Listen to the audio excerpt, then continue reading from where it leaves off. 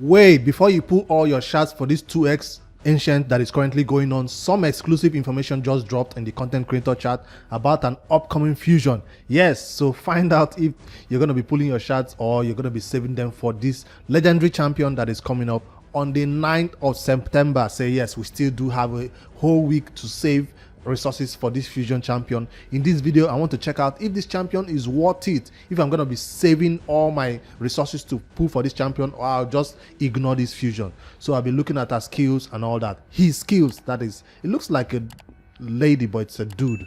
All right, so that's the picture right there that was released, and this champion is coming up in the Skinwalkers faction, a Force Affinity support champion.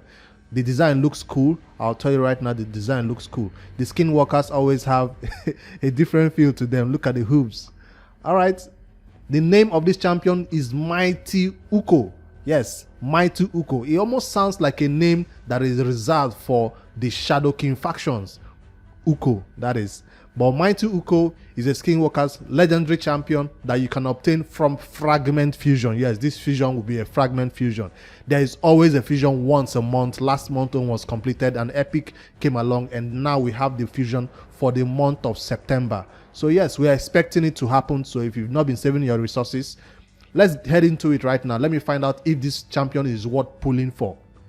I'll try to keep this one short because there's nothing much to tell you than save your resources, 9th of September, read out the skills to see if you're going for it or you're going to be skipping it. At the end of this video, I'll tell you my verdict whether I want to skip this fusion or I want to go hard for it, whether this champion will be worth it or not. My personal opinion as always.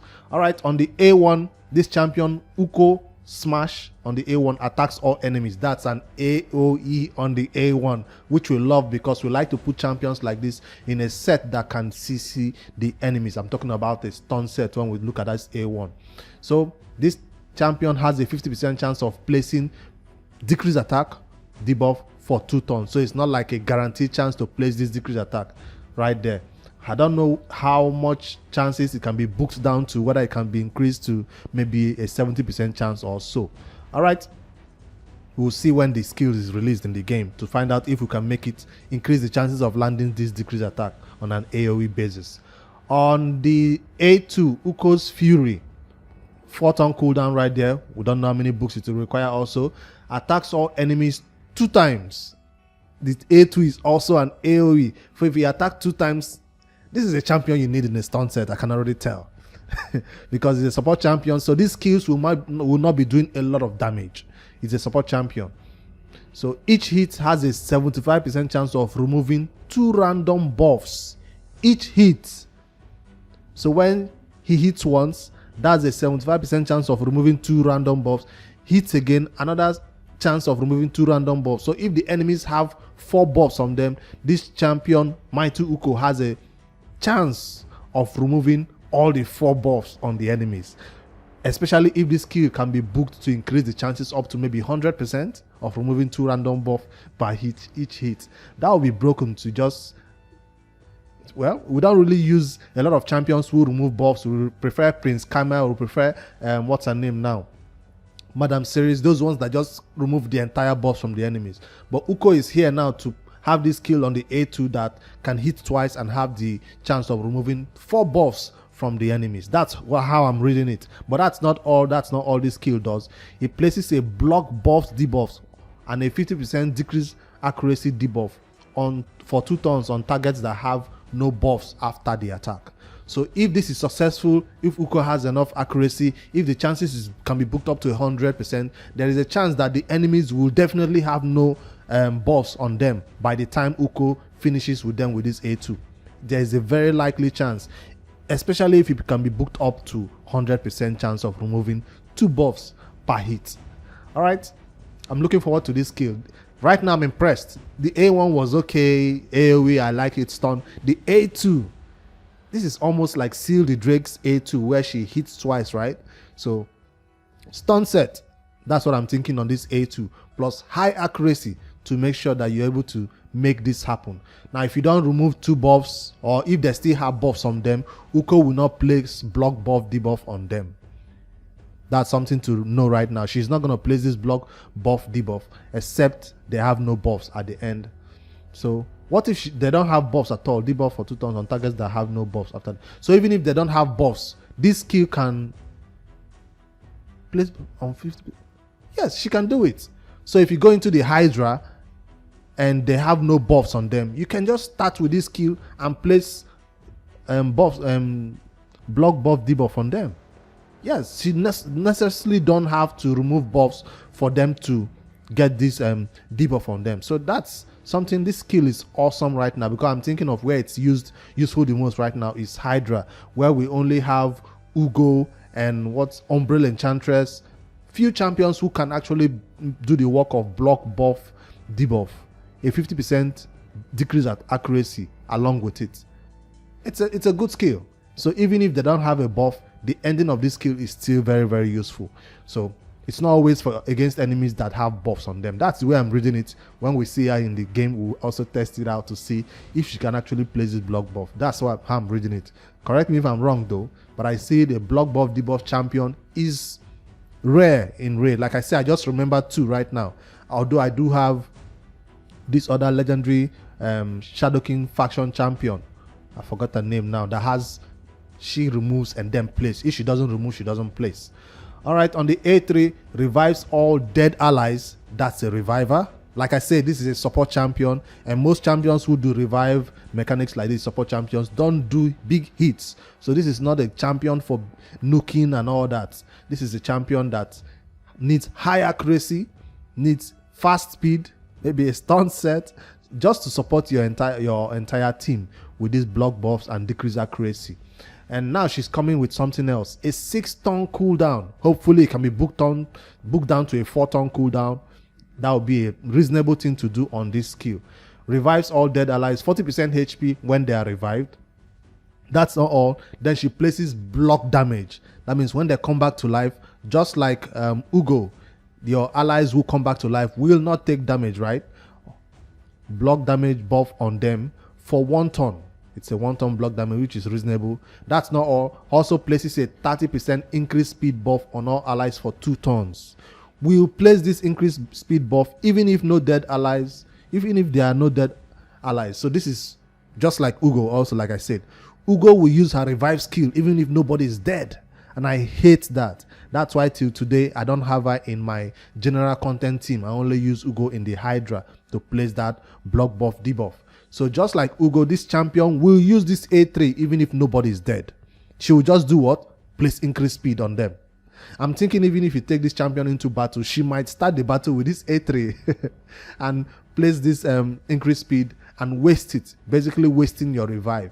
But if it's on a 4-turn cooldown, you might have it available for you. She's not the only legendary that wastes a revive when nobody is dead. Even Arbiter will waste that revive even if nobody is dead, just to boost your turn meter a little bit. So it's not like it's a bad thing. It's just that we'll prefer well, there are other champions, epic champions like, what's her name now, the one I have on the Noob to Pro, Rector Drat. She will not use her revive until somebody is dead. Seal the Drake will not use the revive until somebody is dead.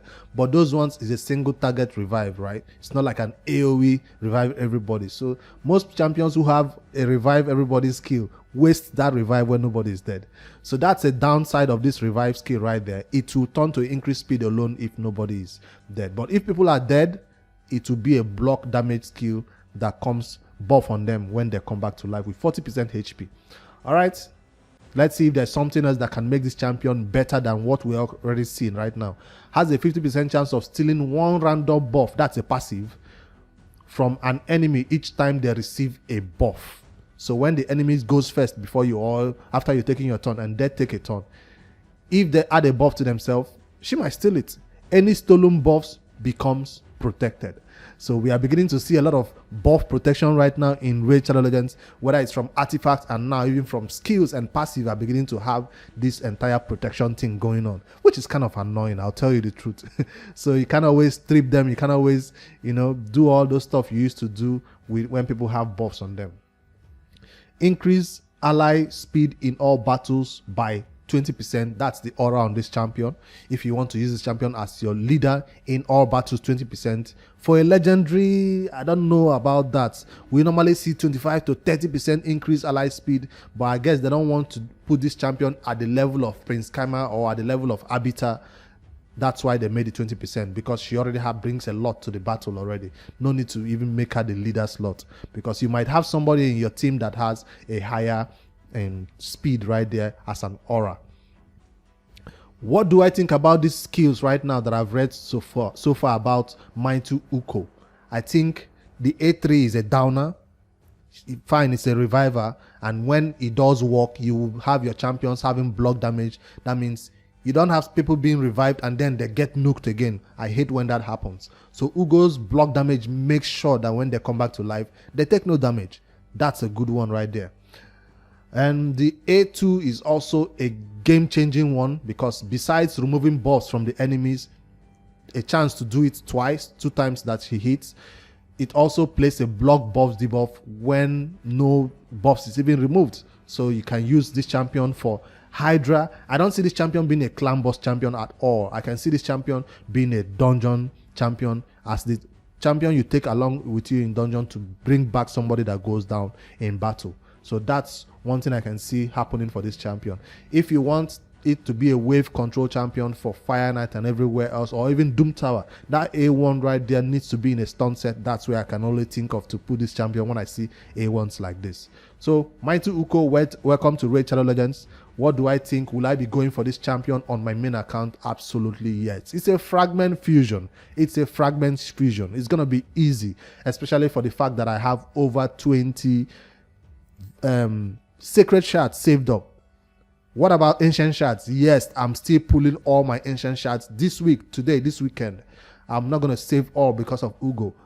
Why? Because the fragment fusion usually require you to complete one of the champion chase, or maybe skip the summon rush. That's how my calendar always goes. I usually skip one of them. Now, if you're not sure that you can win one event guaranteed, one of the tournaments guaranteed, you might want to keep your shards and complete both champion chase and summon rush. I usually follow the calendar where I skip one of those two. So save your shards if you know you're new to the game. Like on the Noob to Pro, I'm not supposed to be pulling shards this weekend, because I'm supposed to be saving all my ancient shards, all my void shards, and even no sacred shards. I don't have sacred shards on that account. So I'm supposed to be saving all my ancients and voids for this champion, because next weekend will be, when this fusion launches, next weekend will be a 10x, right? So save all your shards. Mighty Ukko is totally worth it. It's a support champion that has a revive. What else do you want? A legendary champion also. And the Skinwalkers is not a faction that has a lot of champions. If you take this champion into faction wars, she will help also. The Skinwalkers is one of the most difficult factions you will ever complete, because there are few champions that are good in that faction, except you begin to pull the big legendaries, and she joins there as a fragment fusion for you. Let me know in the comments what you think about this champion. Is she worth going for? My verdict is that on the main account, I'll definitely get it. But on the Noob to Pro, it only depends on how many shards I can save from now until the fusion launches on the 9th of September. Save all your energy. Any energy pot that says 39 days, 69 days, don't use it. Save all your energy, because that will also be a factor, because you need to run a lot of dungeons, all the dungeons, to get this champion. What's the name again? Mighty Ukko. Welcome to Raid Shadow Legends. I'll see this champion on the 9th, and let me know what you think about it. Leave all your comments below. If any of the points I made here are different, how you're going to be using her, we'll look forward to when she's finally released in the game and see some live tests of her from other content creators. Later, guys.